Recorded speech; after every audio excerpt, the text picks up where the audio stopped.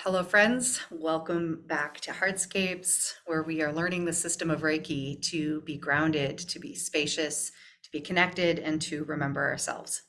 And welcome back to our monthly community class. Every month on the first Wednesday of the month, we dive into a topic related to the system of Reiki from its Japanese origins, and specifically how the system of Reiki can come alive in our day-to-day life. We hold the perspective here that if our spiritual practice cannot come alive in the mundane and the challenge and the joy of our day-to-day existence, then it is of limited use to us. And so we explore how to bring together our practice with our daily life in these monthly classes. My name is Michaela. Really glad to have you here, those of you who are live, those of you who are catching up on the recording, and I really welcome your questions, your input, sharing your experiences, your participation in any way that works for you.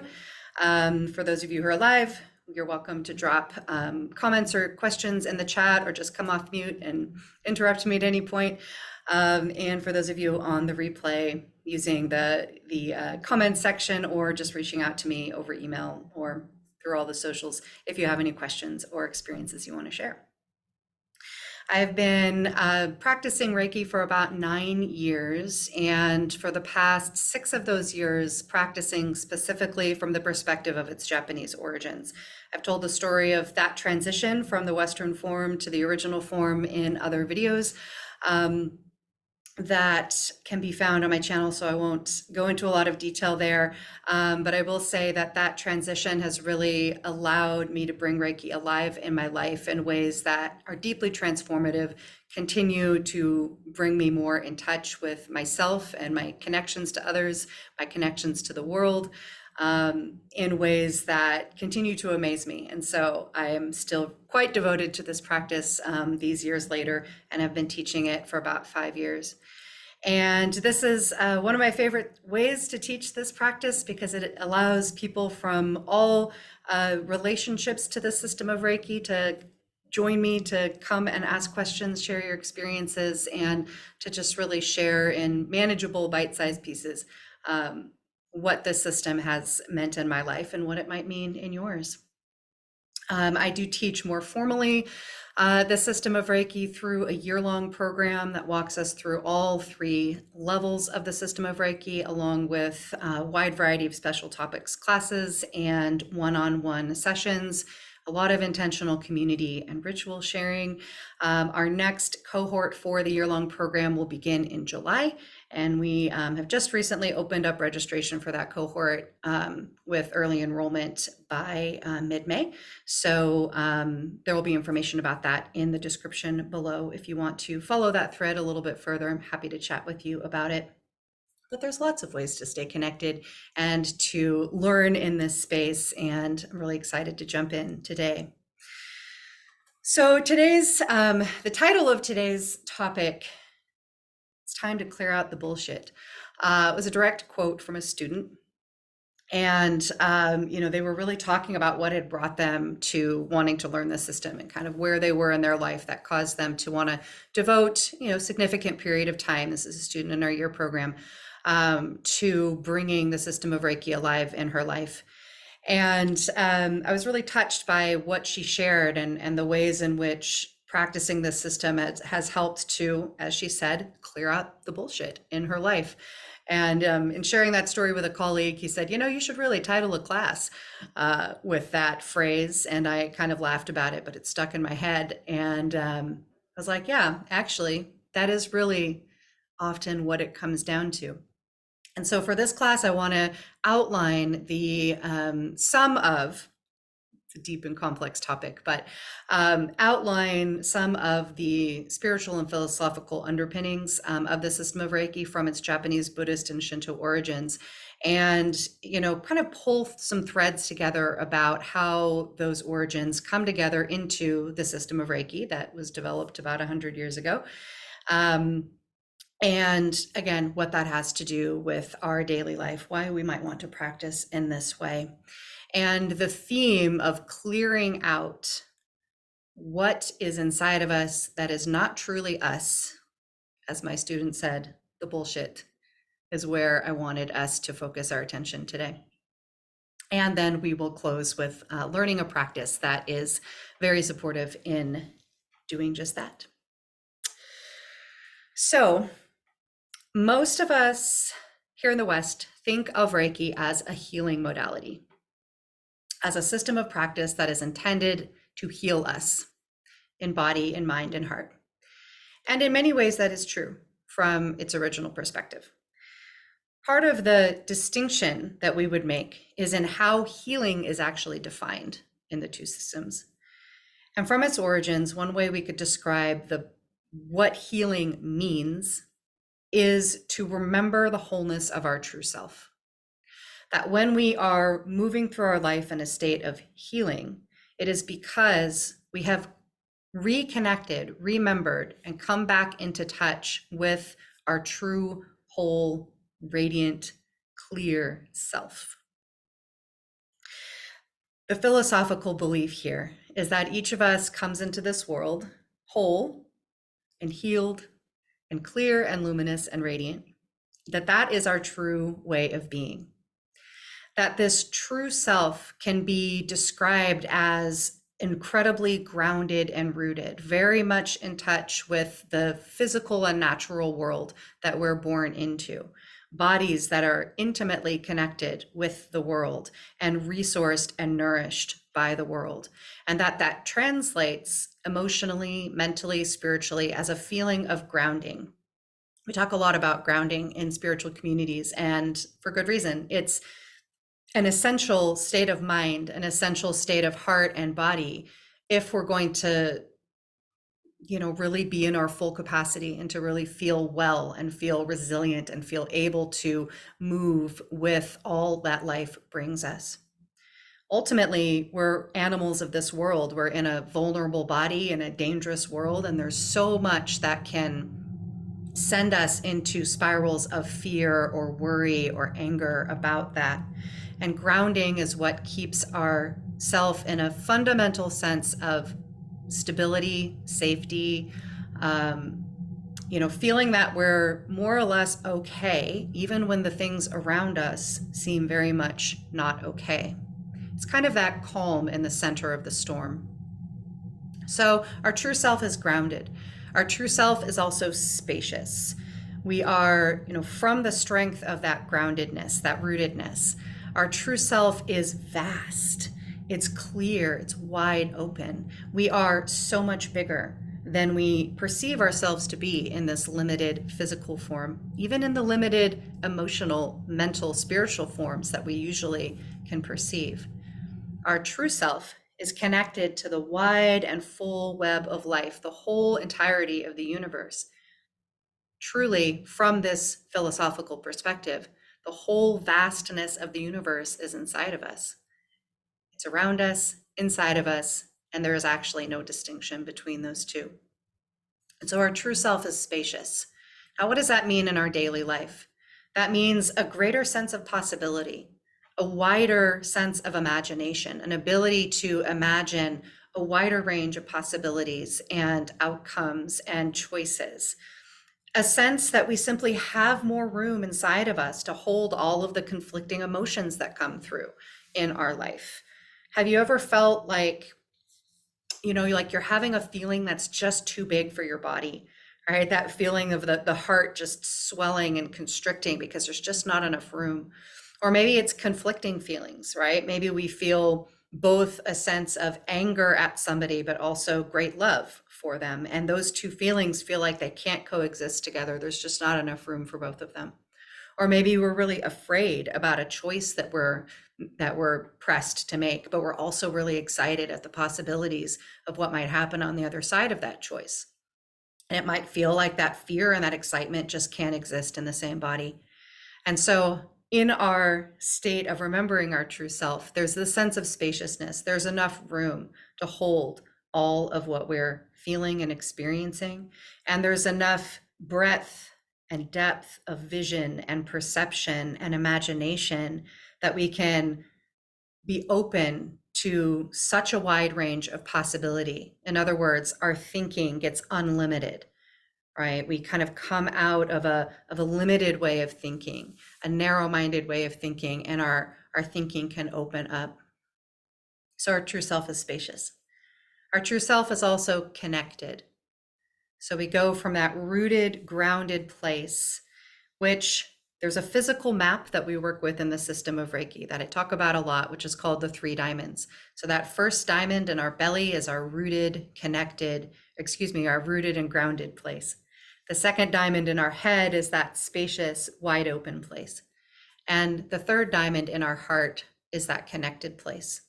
Compassionate connection with ourselves, with each other, with the world around us, with with life. I love this question. So the true self is the same as the higher self. I think there could be that comparison made. I think that there's a lot of ways in which different people will define higher self. So I wouldn't want to kind of make a blanket statement of connecting those two universally for everyone. But I think for a lot of us, the way we might think of the higher self is very much aligned with the true self. So I would say generally, yes. But I have heard descriptions of higher self that is really more about a self that is almost disconnected from the earth, from our daily life, from our kind of mortal existence. That the higher self is kind of something separate and above that, and that would not be well aligned with the way that I'm talking about this. So depends on how we define it, but I think for our purposes here, there's a lot of synergy between those two names. Yeah, for sure. And as I say, the point of connection there being it's the kind of unchanging, undying self, which is, it's the way that we're describing: grounded, spacious, connected, whole, and healed. So that compassionate connection that lives in the territory of the heart, this is that ability to be deeply compassionate with ourselves, with each other, with all of the world, transcending what we might like or dislike in our daily life. So we can be profoundly compassionate with ourselves around things about ourselves that we really don't like, right? And in fact, the pathway to changing those things that we don't like truly lies in compassion, because if we have shame or condemnation about ourselves around, something about ourselves that we don't like, we can't truly change it because we're fighting against it, right? We're not in a place of acceptance. This is a paradoxical idea that comes up in a lot of different spaces that I really love exploring. We won't go down that rabbit hole too much right now, but all of that is to say that deep and abiding self-compassion for the whole entirety of ourself, including the parts that we might not prefer to look at or share with other people, is really the place that we begin within the 3rd diamond. And that we can get there only when we have that sense of grounding, of rootedness, that we're safe, right? Because really, what is groundedness? It's the sense that we are fundamentally secure, right? Our feet are underneath us, holding us well. The ground is holding us stable, right? And a wind can come along and blow us and buffet us, but we can be resilient and we can recover from that. So it's a sense of fundamental safety and stability. That's essential for going into some of these deeper layers. That rooted place in harmony with that wide open, spacious place, that because of the depth of our roots and the width of our roots, we can reach out and wide like a tree. You've got the size of the canopy of the tree is in proportion to the size of the root system down below. That when those two things come into harmony, then we can really rest into that state of compassion, because there's enough room for all the contradictions that come to us. When we're really asked to be in true compassion for ourselves and others, we have to be able to hold a lot of contradiction, and we feel that fundamental sense of stability and safety. And so the territory of compassionate connection within the heart is the 3rd diamond, and is, the 3rd descriptor, if you will, of our true self. Now, The system of Reiki is a system that was developed in Japan in the late 1800s, early 1900s. But it was built on these philosophical foundations that were much, much older. And so we're kind of touching on what some of these, specific touch points are, because the system of Reiki, with its 5 elements and various practices in each of those elements, is truly designed to get us to this place of remembering that true self, that rooted, spacious, connected self, that part of ourself that is life, that is the universe expressing itself as us for a period of time. And as the concept goes, we come into this world just completely wide open, fully connected with that self. And then as we live our life, there are things that cover over that, like as if there's a light bulb and you're putting many layers of lampshades over that light bulb. The light bulb itself is still just as bright as it's always been, but there's layers that dim that brightness from the outside. And what are those layers? Those layers are, fears that we have, traumatic experiences, difficulties, distractions, including positive distractions, things that we like to do, belief systems that are imposed upon us from communities, from families, from the world around us, limiting thoughts and feelings, judgments about others, attachments. Ultimately, it comes down to attachments, the things that we are clinging onto that are not truly us, which is a lot of things as it comes down to. We might be attached to a certain sense of ourself, and therefore we have a hard time growing beyond that self, learning, expanding, changing our mind about things because we're very attached to that sense of self. We might be attached to resentments that we have about other people, which might be justifiable resentments. But those resentments live inside of us and they become identified with us. We become identified with them, those angers, those fears, those frustrations and resentments. And those become those layers of lampshades that we can't let go of.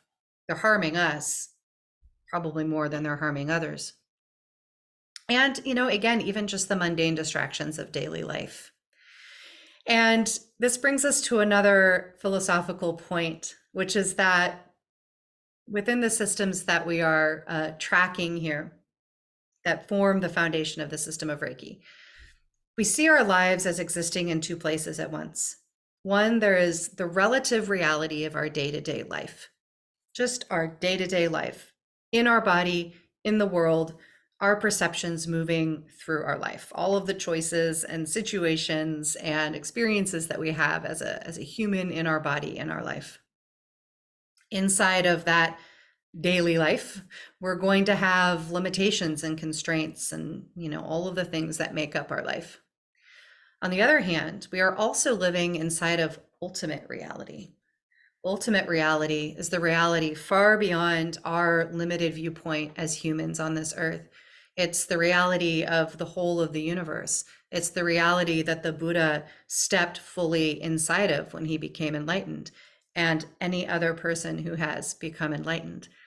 Part of how we might describe what it means to be enlightened is to be able to walk through our life, the relative reality of day-to-day life, still a human in a body with relationships, and at the same time be connected to this sense of the wide open possibility of ultimate reality, of really filtering our daily life, our daily choices through this much, much, much wider view of what life is and what it means.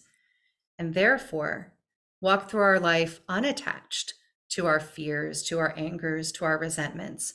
Walk through life deeply grateful for the present reality, for what we are experiencing right in this moment, to really be able to see the blessings in the moment, in the challenges, to be true to ourselves, to be true to both our way as we move through our day-to-day life and make decisions and make choices and have experiences, and also true to our being, that clear, centered, whole self, to really be diligent in being true to ourselves in both of those ways.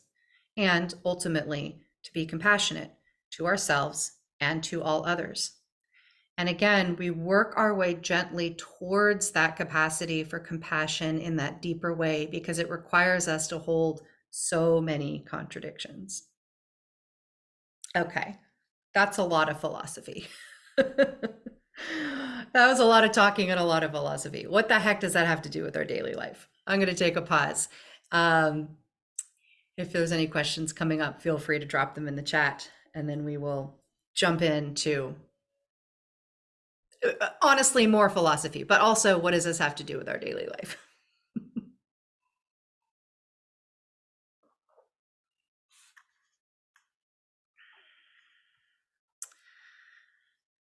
Okay. So, if we want to be healed and we want to, good question. I'm going to circle back to that. We want to live ourselves as our whole and true self. How do we do that? There are many systems of practice that give us answers to that question. Powerful, beautiful, effective answers. This is one of the things that we as humans have been doing for a very, very long time. Figuring out how to answer the question of how do we navigate our daily life with all that it brings us, and how do we experience ourselves as something more spacious than that? How do we experience ourselves as whole and, spiritually clean, right? And the system of Reiki has a particular answer to that, a set of practices and perspectives within 5 elements. Now, the question that you just popped in the chat, why would positive experiences or positive things be part of those layers of distraction that dim our true light? I think that's a fantastic question. I think the answer really is in the topic of distraction and duality, which is another philosophical point that is really important to the system of Reiki.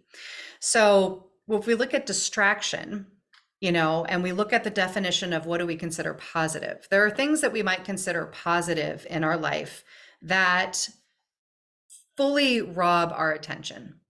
So that can be sometimes even the things that bring us the greatest joy. I, for example, love to garden and to create and do artwork and things like that. And for the most part, those things are a great blessing in my life. There are times when I get highly fixated on them. Like I just have to keep making these things, or I have to keep fussing with things in my garden to get them to a point of perfection.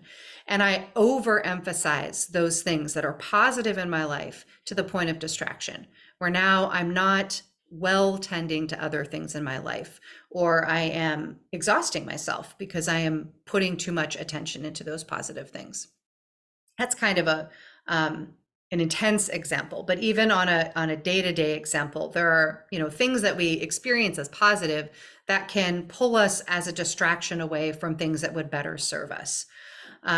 Oftentimes, taking good care of ourselves includes choosing to do things we'd rather not do, right? There are times when I would really rather not do my daily spiritual practice, not do my Reiki self practice, because I'd rather be working on another project, right? But I know from a lot of experience in my life that when I skip those practices too many times, that I begin to feel more worry. I begin to feel more discontent, more dissatisfaction. I tend to, have a shorter temper when I'm not tending to myself in these ways. There's times when I would rather not exercise. I don't want to. I don't like it. Right. And therefore, I distract myself with something that I consider to be positive because I like it. I've named it as good and positive, and I want to do that. But really, what would be better for my overall state of health and well-being would be to exercise. So I hope that distinction makes sense. The other thing that gets us back on the philosophical is, again, this idea of duality and non-duality as being part of what a whole and balanced self looks like, where we're not focused so much on defining things as positive or negative or good or bad. We're really just being with what is and what is the right choice for us in a given moment. And again, that might be choosing something that we would rather not do. So that's a little bit of an answer. There's a lot of depth we could go into on that question, but I really appreciate that question. So when we look at the practices within the system of Reiki that help us to achieve the ability to move through our life in this way, grounded, spacious, connected, living as an embodiment of the precepts. That first element of the system of Reiki is the 5 precepts, which basically describe the outcomes of practicing. Like, what does it look like and feel like when we're living as our true self, remembering our true self? Well, one way you could describe it is through the precepts: unattached to fear and anger, rooted in gratitude, true to ourself, and rooted in compassion for self and others. It's a pretty solid description of a very good life to actually live that way day to day. It's a simple list, right? These are simple instructions. Release attachment to anger, to fear. Be rooted in gratitude. Be true to yourself. Be compassionate to yourself and to others. Simple, but not easy. It is not easy to live our life, every moment of our life, truly embodying those 5 things. And I would say, and I've experienced this to be true, that any moment that we experience any of those 5 things is a victory and is a moment where our nervous system relaxes into that sense of groundedness, of spaciousness, and of connection. So anytime that I am faced with something that really is frightening to me, and I'm able to feel a sense of groundedness and stability and really deal with the thing directly rather than running away from it, is a victory for me, because I used to live in a lot of fear. Anytime that somebody wrongs me in a way that could justify a lot of anger, but I don't let that sense of anger overtake me. I let it inform me. I let the feeling of anger come up and inform me, give me information about what I should be paying attention to. And then I let it go, and it doesn't live in my body and cause inflammation and cause an excess of heat and tension to be in my body all the time. Anytime I can do that is a victory and is a step towards and with my true self. So the true self is understood in terms of this blending of our day-to-day relative reality and this wider, more spacious, ultimate reality of the life beyond our experience as people, is understood through the 3 mysteries of how we perceive the world. In Japanese, the Sanmitsu, the 3 mysteries, or the 3 mystic practices of the body, of the breath and the voice, and the mind. These are the 3 vehicles through which we experience ourselves, our own bodies, each other, the world, how we move through them, and how we can integrate our sovereign, discrete experience as a person with this wider, open experience of all of life. All of the practices within the system of Reiki integrate and blend these 3 aspects of ourself: our body, our breath and voice, and our mind, with the intention of training our mind to focus on what's most important, described by the 5 precepts. Because our minds like to wander and head out in all kinds of different directions and fixate on all kinds of things that are not really that important. And so it takes a lot of training to bring our mind back, focus our mind back to our present self and our reality in this moment. So these practices blend the 3 of them together, help us to integrate our body, our voice and breath, and our mind together so that we're operating at full capacity. You know, we are, as a teacher of mine, Norma Wong, would say, you know, we are hardwired for our mind, our body, and our spirit to be ultimately connected. And to act as if that is not true is to deeply limit our potential. And so these practices bring these things together. And they do that in a way that recognizes and honors the fact that people are different and we have different needs in different moments.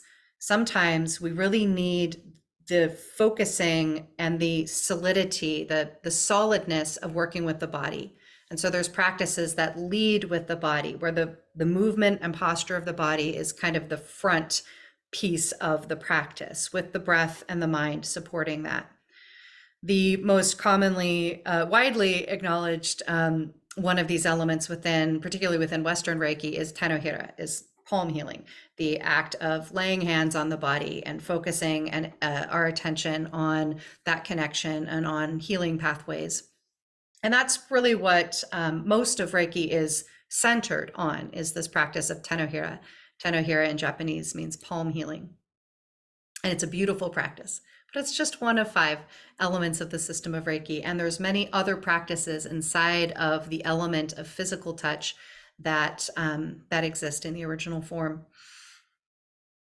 Even just postures of the body or gentle movements of the body. There's many practices that we work with that use just a very simple gesture of the body to help us to make this sense of clearing out. I feel like I've lost track of the theme of clearing out the bullshit. So let's circle back to that, right? So physically, that can mean literally clearing out, toxins and tensions that we have built up in the body. And so gentle, soft movement of the body is a really powerful way to gently clear out those things, moving the circulation system, moving the lymph system, loosening our muscles, lubricating our spinal fluid. Gentle, easeful movement of the body is a really powerful way to cleanse and clear things that are physically stuck within us. We need to have the breath aligned with those movements, because the breath on an internal level is that physical movement within the body. And there's quite a bit of detoxifying that happens through the breath when we're breathing in a way that really brings the breath all the way into our bodies.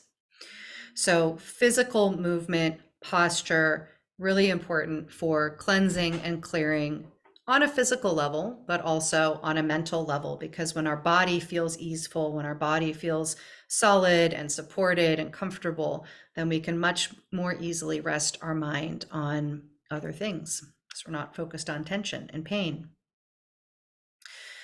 So that's the first element that we work with, is the body. The body is very solid, right? It's very easy to pay attention and perceive the body. And so it's a great place for us to start. And on the other side of that spectrum is the mind, untangible, difficult to define, can't see it or touch it. It's very ephemeral, the mind. So we have these two seemingly opposite experiences of our physical body and our intangible mind. Practices that lead with the mind are more challenging typically. Oftentimes we work our way up to that, up to, practices that lead with focusing the mind, even though the mind is always involved. In between those two, the bridge between them, is the voice. There's more tangibility to the voice and to the breath. We can feel it resonating, we can hear it, we can have a more tangible experience with the voice. And yet it isn't solid, right? It's not solid like the body. So the voice becomes this bridge between them. You asked a question about light sensitivity. Just pull it up here. How would that help with light sensitivity? I don't have a real direct answer to that question. It's not something I've dealt with specifically. I would say that there's, in our relative reality, something like that has physiological components to it. There might also be energetic components to it, and working with these practices that are clearing out from the inside out, I would say have the potential to help with any condition like that, but certainly would need to work with it more directly to have a specific answer about that. So practices that lead with the voice and with the breath are incredibly cleansing and clearing, because the breath is like this gentle breeze that moves into our body and out. And the voice causing vibration from the inside out can help to really bring that sense of movement within the inside of our body. And so in the system of Reiki, we work with the breath in every practice. In every practice, we begin with the fundamental breathing practice of Joshin Kokyu, which is a belly breathing method, and then build from there. Also, traditionally within the system of Reiki, there's quite a bit of chanting and vocalization, intoning involved, which again brings the vibration of the voice into our body in a way that is cleansing and grounding. The kind of most commonly known form of that within Western Reiki would be reciting the precepts. So just simply speaking out loud those precepts combines our voice with our body and with our mind. If we're paying attention to what we're saying, we want to focus our attention on the words. And then beyond that, we can chant those words, and typically in Japanese. And so we do a lot of work with the Japanese form of the precepts and chanting those words as a mantra. And then there's a variety of other mantras within the system. The symbols and mantras, which are introduced typically in level 2 of Reiki, are traditionally worked with as mantra, as a chant, while focusing our attention on the symbol. And those practices are all designed to, again, clear us out from the inside, clear away the bullshit that is stored up inside of us through the resonance of our voice and through the cleansing of our breath. Finally, practices of the mind, which again, as I said, can be the most challenging. Not for everybody. You know, there are those of us who really are more naturally gifted with focusing our attention. That is not me. I have ADHD and I am very scattered brained. I am very much a floating in the clouds kind of a person. And so I've really struggled my whole life with meditation. Because often what's presented to us is that the correct way to meditate is to sit still and quiet and clear the mind. Like, how in the world do you do that? Right? I cannot do that. My mind won't do that, right? And so I struggled with it for a very, very long time. And that's part of why I'm so devoted to this system, because it gives me anchoring points, things to rest my attention on that pull my attention back from all of the places that it gets spent on a daily basis, calling my mind back to the practice using gesture and movement of the body and posture, chanting or recitation with my voice, specific breath work, and then visualizations in the mind. There are very few practices within the system of Reiki that ask us to empty our mind. In fact, I can't think of a single one. It's not mindfulness meditation. Mindfulness meditation is actually an advanced practice within the systems that mindfulness comes from. Not intended to be jumped into without a lot of training to help us focus our mind. And really, the system of Reiki is powerful training for that, because it gives us so many different ways to work with our mind and work with the specifics of our particular mind, giving us lots of room to work with the full capacity of ourself to train our mind to focus on what is most important in a given moment. I'm going to take another pause. That was a lot of talking.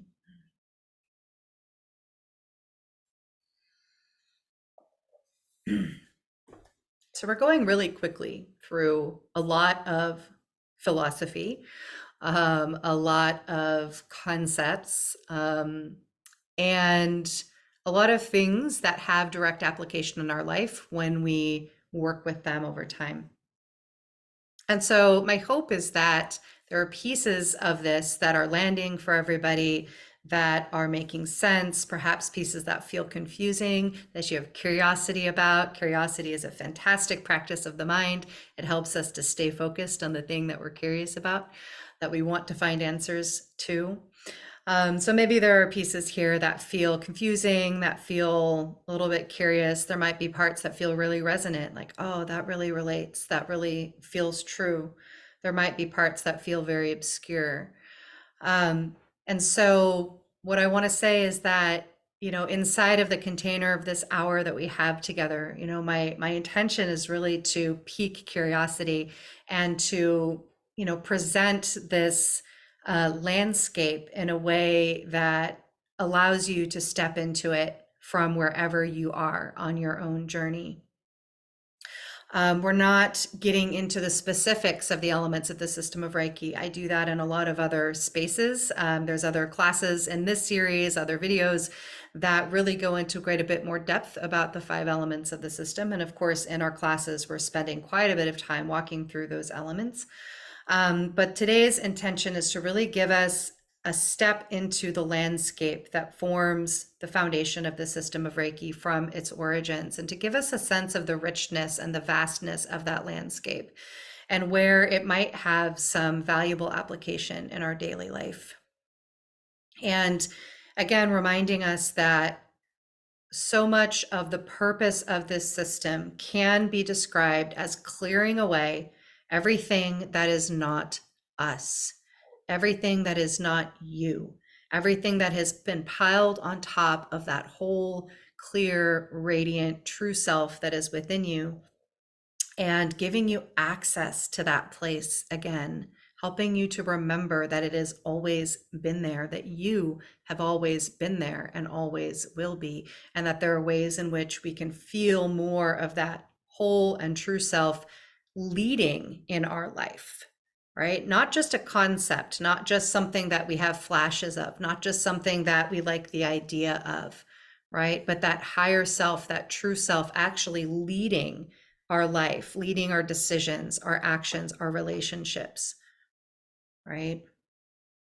That's not a concept that I used to believe in, to be perfectly honest. It's one that I've had to live into over the years, and one that I now fully endorse with my full self. Because I've seen the effectiveness, right? It's not just pretty ideas, it's things that have changed my life, that have fundamentally changed my life from one that could be described as chaotic and dissociated and miserable in a lot of ways and very, very, very narrow-minded into quite the opposite of all of those things. So I'm a bit of a fan. So I wanted us to close with learning a practice. I love the questions that you've brought forward. I hope that there's been a little bit of interesting breadcrumbs that came from the ways that I answer them, knowing that these are not complete answers. And happy to continue answering questions as they come up when we go away from this space. But we're going to spend the last few minutes that we have together learning a practice.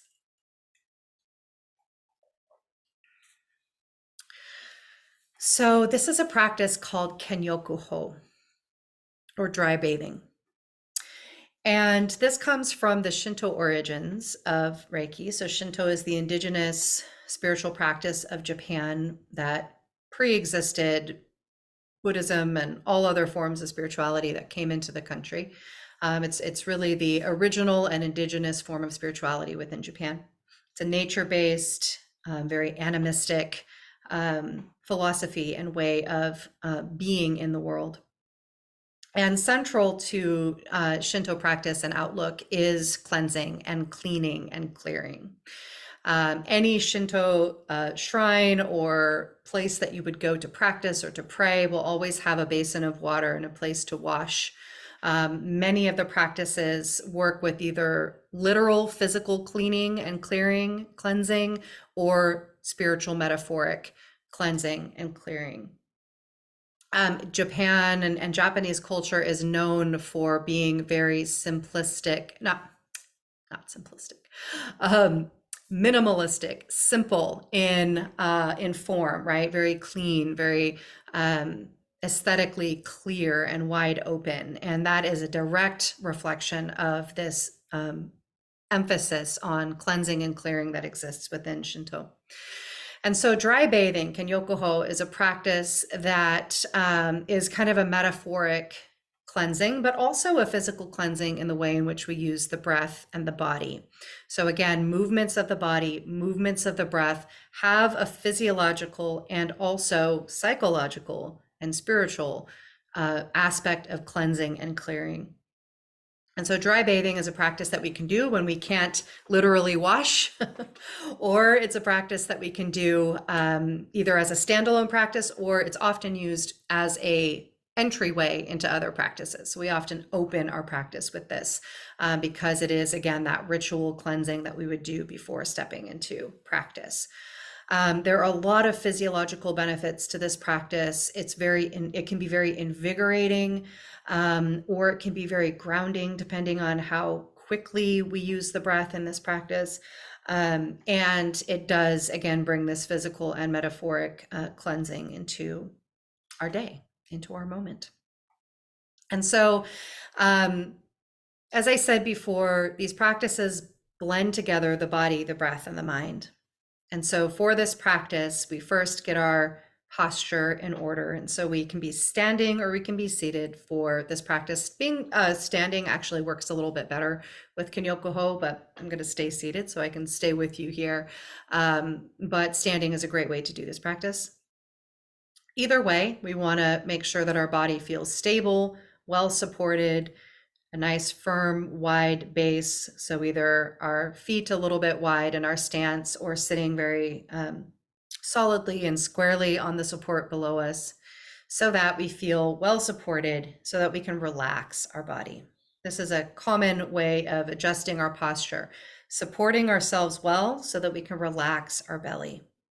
From that relaxed belly, we can invite the breath to move in and lower down in the body. The breathing practices within the system of Reiki invite our breath low into the belly. And this is the way in which we can clear out our lungs by getting into the bottom of the lungs, and also make that sense of spaciousness, really opening up our body with the breath, our belly physically expanding, literally making more room inside as we inhale, gently contracting as we exhale.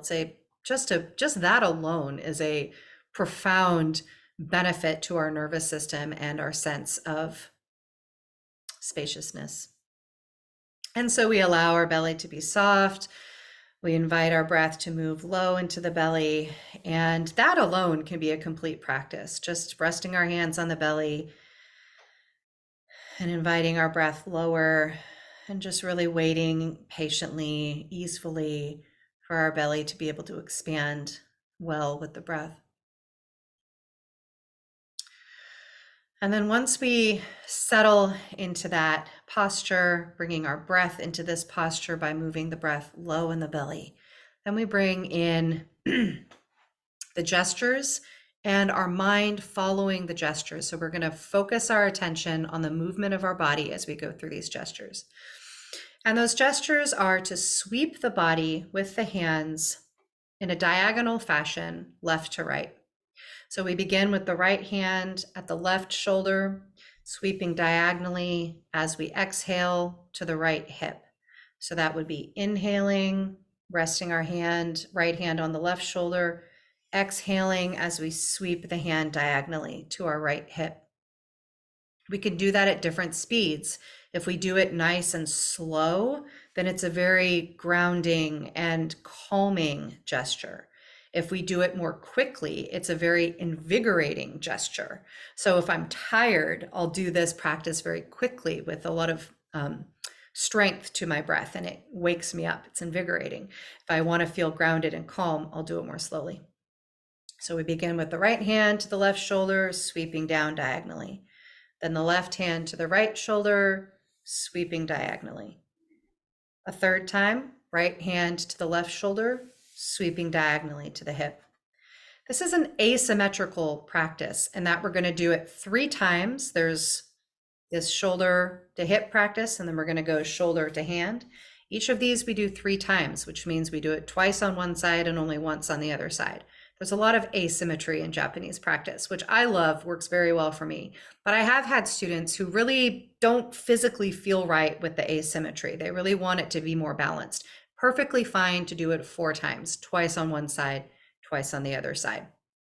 It's really whatever feels right in your body, but traditionally this would be done 3 times. So 1, 1, 2, 3. And then the second movement is right hand to the shoulder. Your left arm is gently bent, a little bit close to the body. So out from the body, but kind of resting here. You're not straight out from the body, you're gently resting. And your hand is open, palms up. And as you inhale, you bring your hand to your left shoulder. And as you exhale, you sweep down the arm and off the tips of the fingers. Inhale, left hand to right shoulder. Exhale, sweeping off the hand. And a third time, right hand to left shoulder. Exhaling, sweeping off the end of the hand. So that is a full set of Kenyoku-ho. And we're gonna do it without me doing all this talking in a moment, but just wanted you to know where we were going.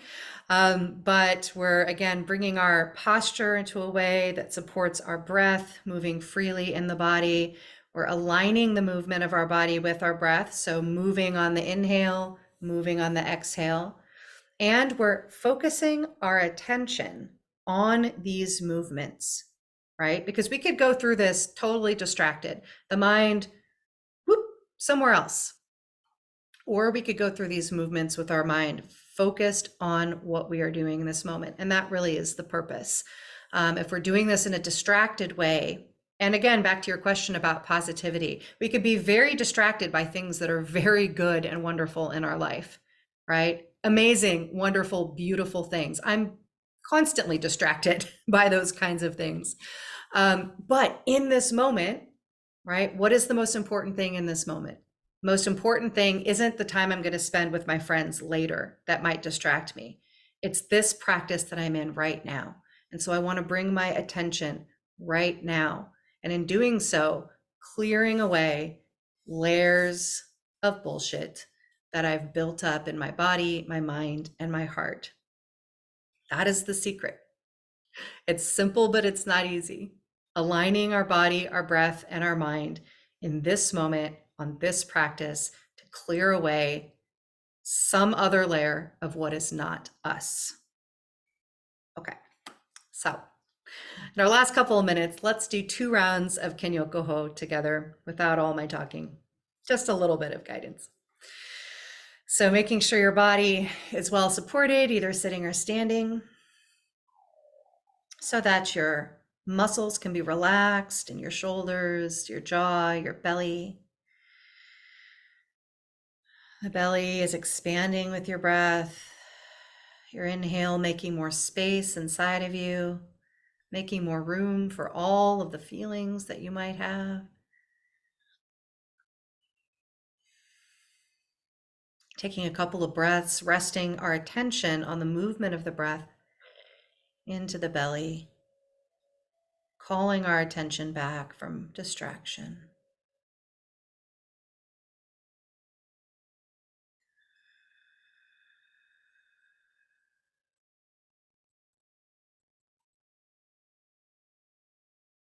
And then when you feel ready, moving at your own pace, we're going to go through this sequence of 3 diagonal swipes from shoulder to hip, and then 3 swipes from shoulder to hands. We'll go through that sequence twice. You just go at your own pace, following your own decision about pace, if it's faster, if it's slower. You can try both.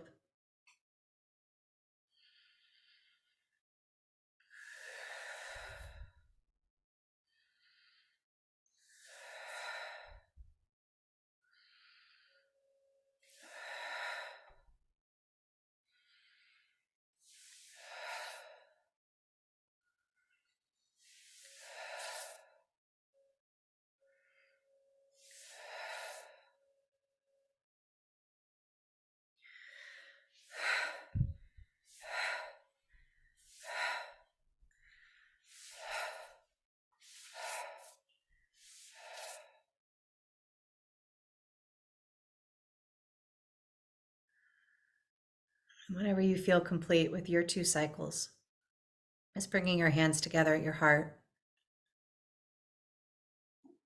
A gesture known as gaso in Japanese. coming together of opposites. In this gesture of completion, presence, gratitude for this time that we've gotten to spend together, these practices, these ideas. I want to thank you for spending this bit of time with me, with your curiosity, your interest in these topics, with all that you contribute, with your questions, with your energy.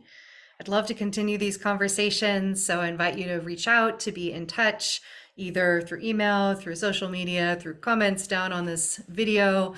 And I'd love to continue these conversations with you. This is just truly my delight to be in this work alongside you. I'll also put information down below to our year program, which again is launching in July, and early enrollment is now open. I'd love to have a conversation with you about that. If any of you are interested in that program, we can talk about what that looks like and entails.